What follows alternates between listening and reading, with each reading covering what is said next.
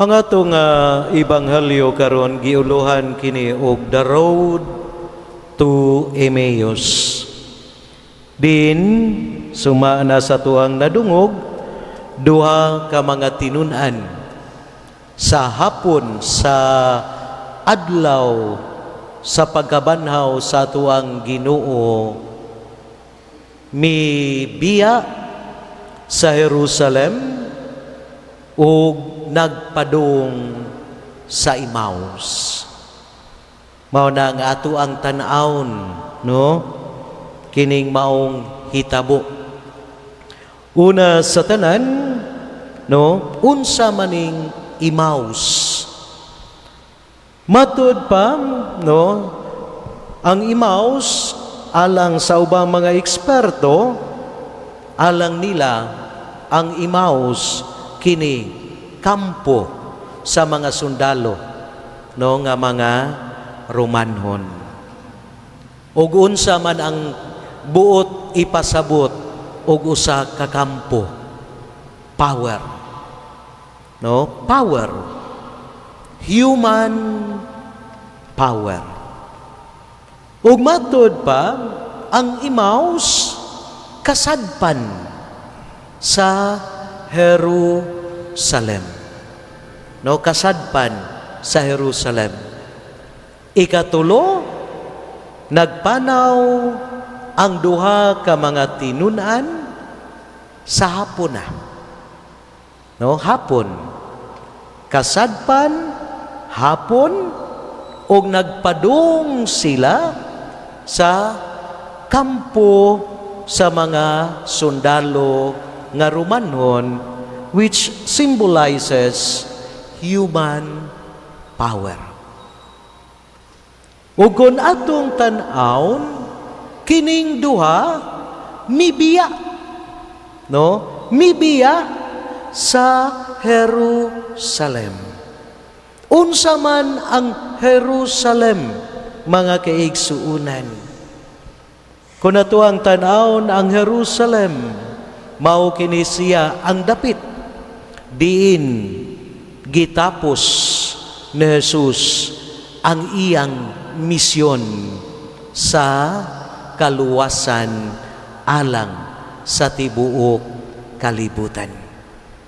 O gani, no, gumikan niini si Kristo atua nga gitawag og ang kahayag sa kalibutan. Sa ato pa, sa Jerusalem, anaa ang fulfillment sa buhat ni Jesus alang sa kalibutan. Ug kung atong tanawon kining duha, mibiya, mitalikod, nganha, ug sa Jerusalem, nganuman, no nganong mibiya man, ang duha ka mga tinunan sa Jerusalem. Tungod kay kun atong tan-awon, they were frustrated. They were disappointed. Mahitungod, una sa tanan, sa kamatayon, sa tao nga ilang gisunod, diin gibiyaan nila ang tanan, aron lamang sa pagsunod kaniya. Ikaduha nila nga frustration or disappointment, mga kaigsunan, mao nga tingali naa ang ilahang pagtuo sa pagkabanhaw. Apan dihay balita nga unsa man nawa ang iyang lawas. Mao na ang ilang una-una siguro unsaon pa man pagkabanhaw kun wa na diha ang lawas. No? Sa ato pa, duha ka mga panghitabo. Namatay ang tao nga ilang gisundan, ilang gisunod, o gikawat o nawa ang lawas nga ilang gituuhan nga mabanhaw sulod sa ikatulo ka adlaw. Ikaduha, kung nato ang tanawon, disappointed, frustrated ang maong mga tinunan tungod sa ilang pag-ila, pagtanaw, pagsabot ni Jesus. Unsa may ilang giingon mga kaigsunan, no? Miingon sila, naglaom unta kadto kami nga siya mao ang muluwas sa Israel. They were disappointed ngano man tungod kay ang ilang pagtan-aw gibasi ngana sa ilang kaugalingon nga pagsabot. Nga kung atong pamalandungan mga kaigsunan, musugot usab kitag sadi sa makadagan nga higayon dina sa tuang pagpakigrelasyon sa Ginoo, no? We are also disappointed and frustrated sa ato nga Ginoo ngano man, because we have our own understanding, we have our own interpretation sa Ginoo. Mauna nga sa makadagan nga higayon, kung ang atong pagtuo, kung ang atong pagsabot sa Ginoo dili mahisibo sa atong kaugalingon nga pagtan-aw o pagsabot kaniya, sa makadagan nga higayon, no? Ma-frustrated ta. Maubitaw na ako ang gingon sa makadagan nga higayon, pila naman ka kahigayon nga nang luod ta sa Ginoo. Pila naman ka kahigayon mga kaigsuunan nga wa ta mosalig sa Ginoo. Pila naman ka kahigayon mga kaigsuunan nga nagmahay ta sa Ginoo. Ngano man tungod kay lahi ang gibuhat sa Ginoo, sumala o lahi ang atong pagtan-aw kaniya. Mauna nga ang maong mga tinun-an nasagmuyo, na discourage, nga gumikan niini, mitalikod sila sa dapit diin gidaog na Jesus ang sala, ang kamatayon, ang kadautan, ug mipadong sila diin atua ang gitawag natong human power. No, mao na nga sa makadagan nga higayon, no, musugot usab kitag sadi ang atong pagsalig o pagtuo sa Ginoo, no? Masyayki usab ngano man tungod kay wa mutuman ang Ginoo, sumala sa atuang huna-huna, sumala sa ato nga kabubuton. O kung atong tan-awon, since, no, nagpadong o gikan dinha sa maog, tungod sa maong frustration and disappointment sa duha, unsa may nagpadong, unsa may nahitabo, nagpadong sila sa dapit diin adto mosalok ang adlaw. Nga kung atong tan-awon, nagpadong sila sa pagpahilayo sa Ginoo.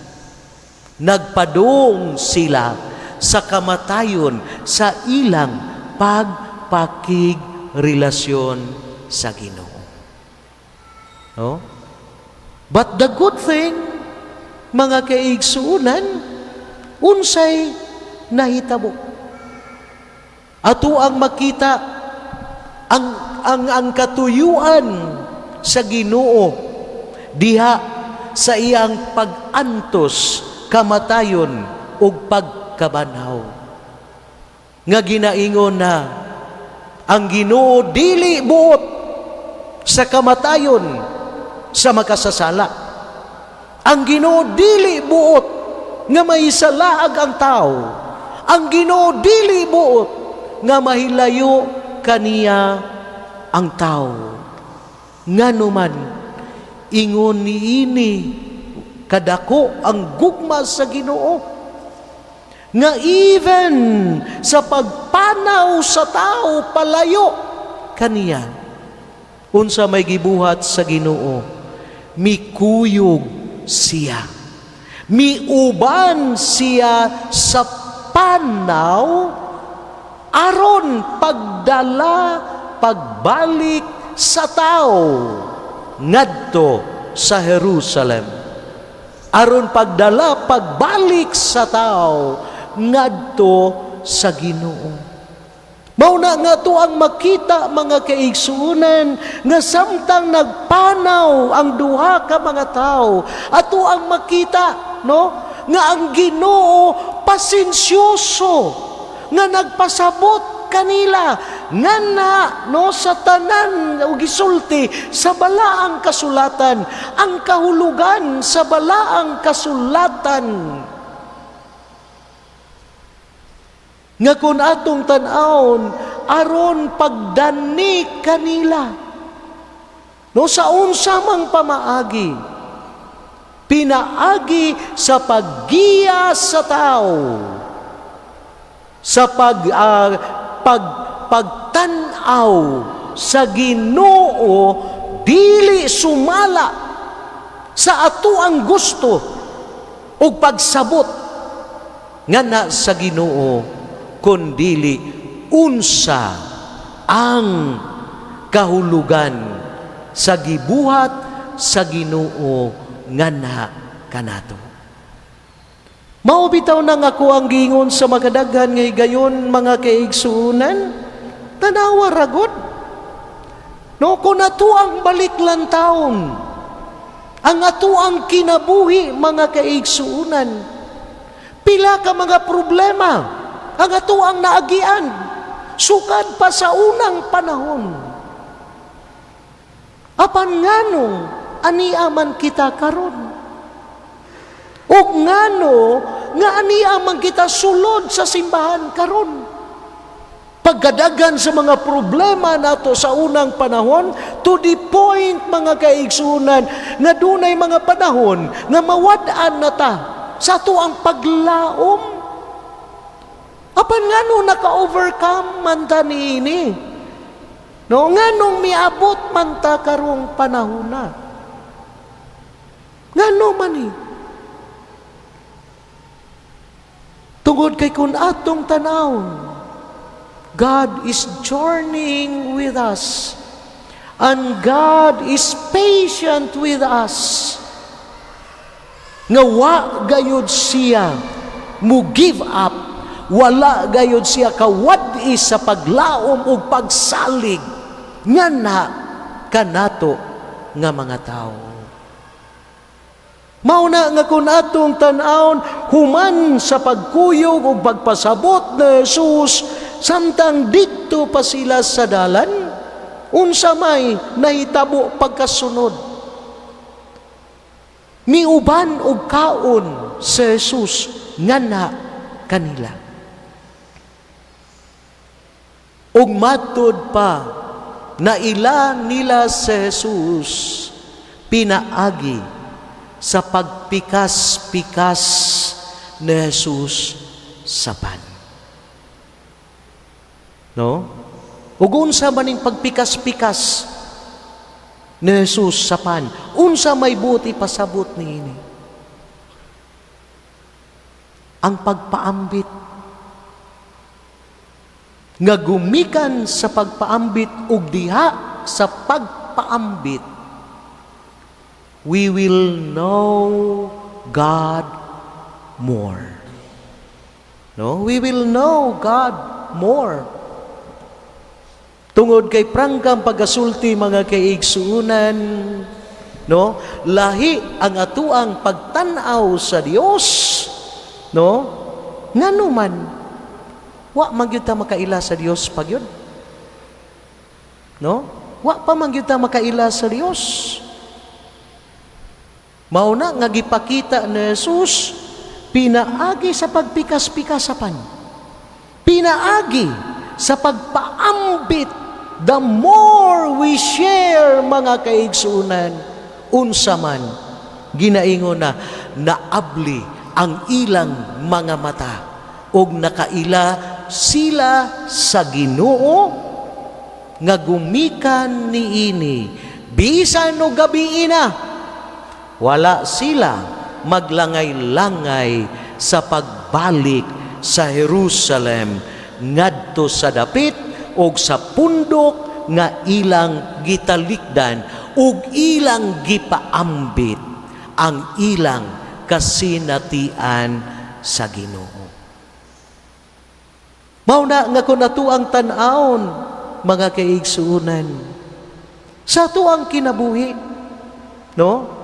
Kung pangutan-on ta, no?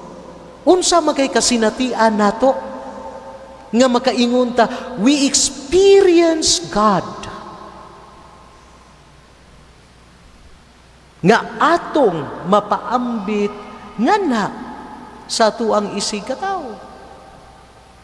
No, sa ato ang kinabuhi mga kaigsunan, can we really and truly say nga I experienced God in my life? No? Ikaduha, kung nakasinati ta sa Ginoo, tinud-anay sa ato ang kinabuhi mga kaigsuunan. No? Kung ato ang tan-awon, giunsa man nato ning maong kasinatian? Ang maong kasinatian naghimo ba nato nga maayo og matinud-anon og tinuod nga sumusunod sa ato nga Ginoo? The challenge for us mga kaigsuunan unsa man, no? We need to have sa bag-o og panglantaw sa Ginoo. Not sumala sa atong tawhanon nga mga mata, kundili sa mga kasinatian o sa mga nabuhat sa Ginoo nga na kanato. Hinumdumi kung wa pa ang Ginoo, wala taron. He has done so much alang nato. Og di ta makadungog nga ang Ginoo, no, nanulisok nato. But He continues to pour His blessings, abundant blessings alang nato. Nganuman, to convince us to go back to God. Nganuman, naara sa Ginoo ang gitawag natong fulfillment sa atong kinabuhi. Manindog, paliw.